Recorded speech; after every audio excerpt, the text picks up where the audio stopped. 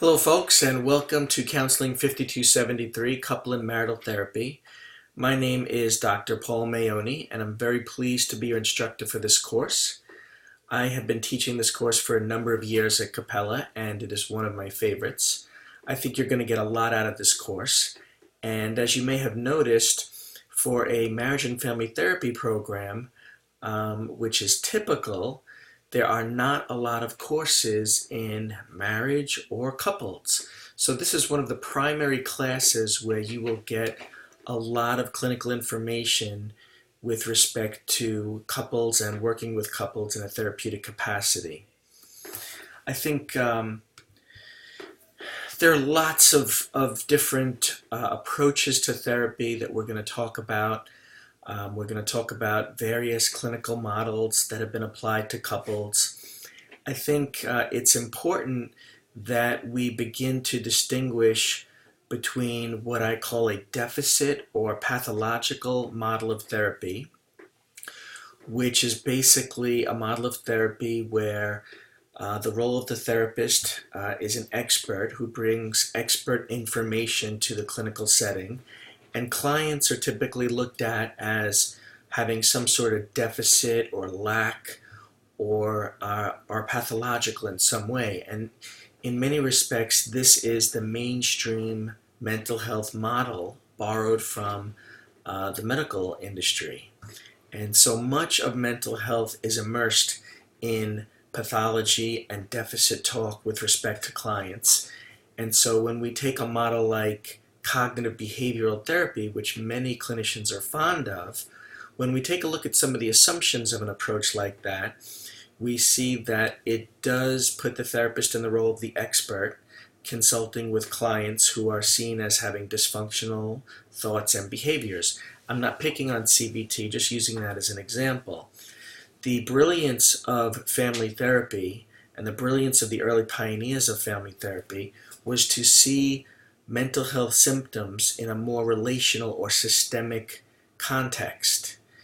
And they basically were pushing against therapists at the time, this was back in the 50s and 60s, that were operating from a more individual pathology framework.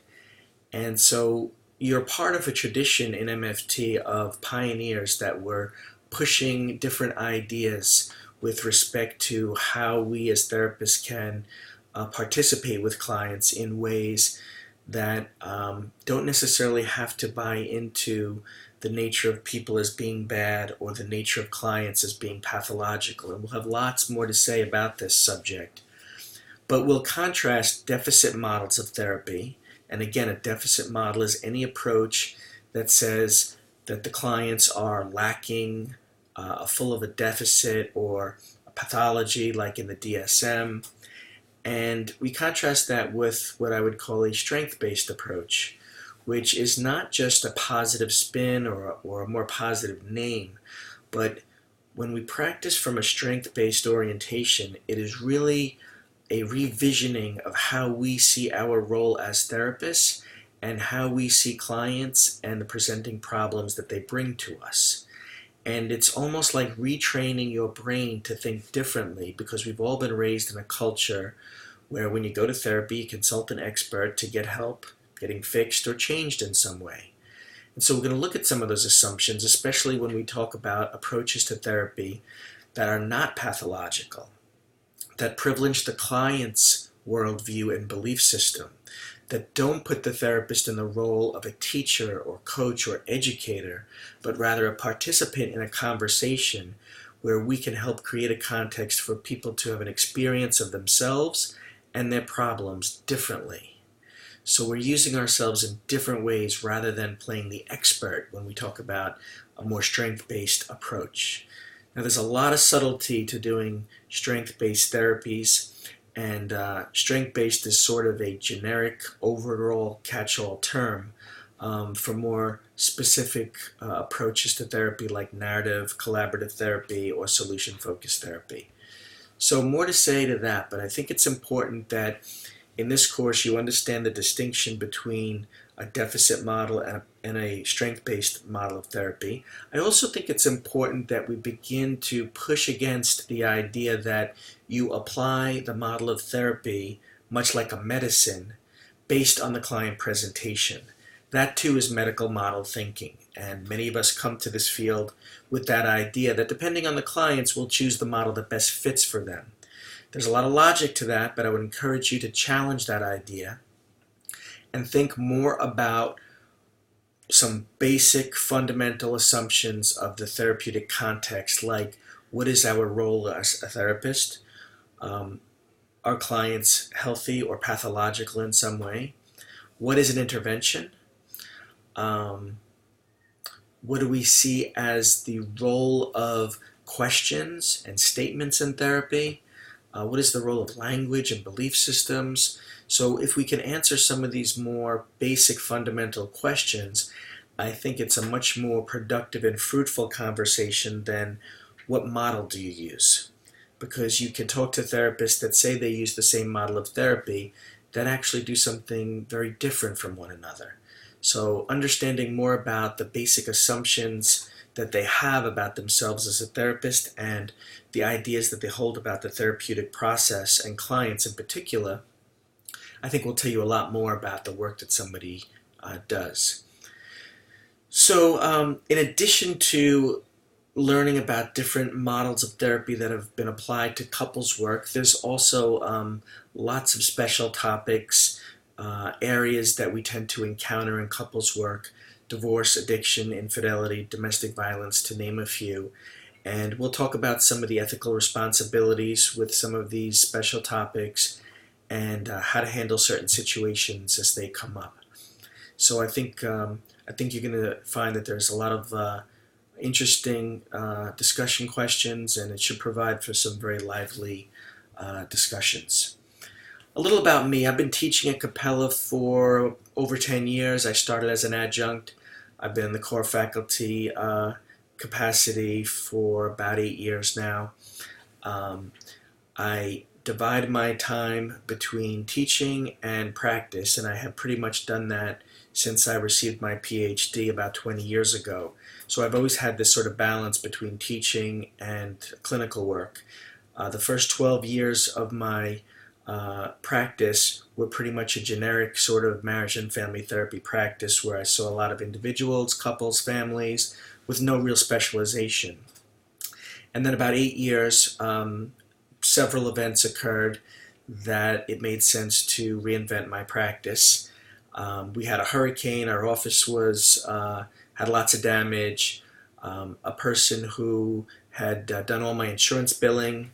I was on every insurance panel under the sun. They retired, and a couple of colleagues of mine, we got together and said, what happens if we reinvent our practice and we take some of the very innovative ideas that we were taught in our graduate training, like using a one-way mirror, doing co-therapy, doing longer sessions, utilizing what's known as a reflecting team, and we'll have more to say about that. Taking some of these practices and bringing them to the public in a way that could be useful to a specific population. And so we landed on working with couples in crisis. We call our project Couples on the Brink. And if you go to our website, you can read a little bit about the work that we do.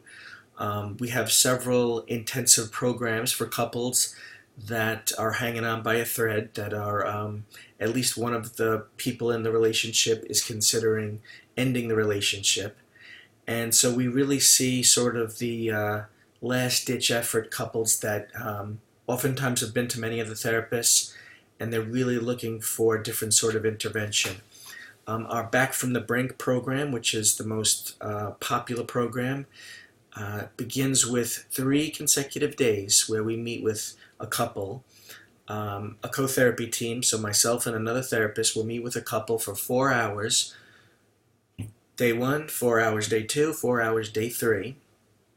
And so 12 hours those first 3 days packs quite a punch, and we're usually able to move couples to a very different place after that time. And then we have 6 hourly sessions that we utilize in the coming weeks based on what the needs of the couple are, and it changes depending on the couple and their circumstances. So it packs quite a punch. There's some other elements to the program. We have them do some experiential exercises, work with some of our colleagues as part of a team, and we really put together something, an alternative for couples than the traditional once a week for an hour with one therapist. I practiced that way for many years, and I'm sure I did some good work, but certainly there were some instances where I felt like the work that I was doing wasn't supported by the once a week for an hour format. So it's been exciting doing this work. Myself and my colleague and I have been traveling and doing some presentations on this work, and hopefully some of it can spill over into the course room with you folks this semester.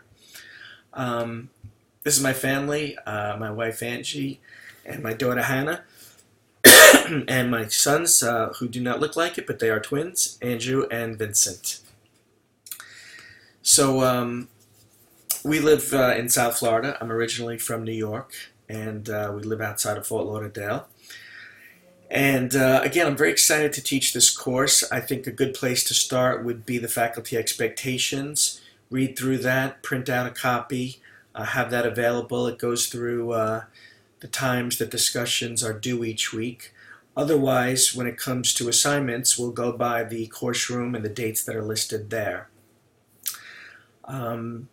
So I want to support you each in our work together. Again, I'm very excited to be your instructor for this course. And what it would be helpful to do is just post a reply that you were able to view this welcome message, and maybe one thing that it sparked in you. Okay, here's to a great course. See you soon.